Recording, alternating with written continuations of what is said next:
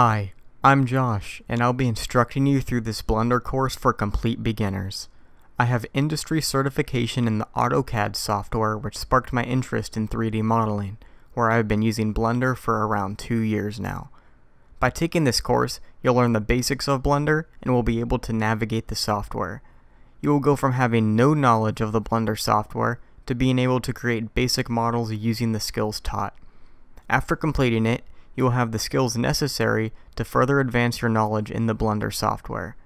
The course is designed by starting off discussing the interface of Blender, and then proceeds to teach things such as selecting objects, scaling objects, grabbing objects, rotating objects, and much more before discussing more advanced topics such as object mode, edit mode, materials, vertex groups, and much more.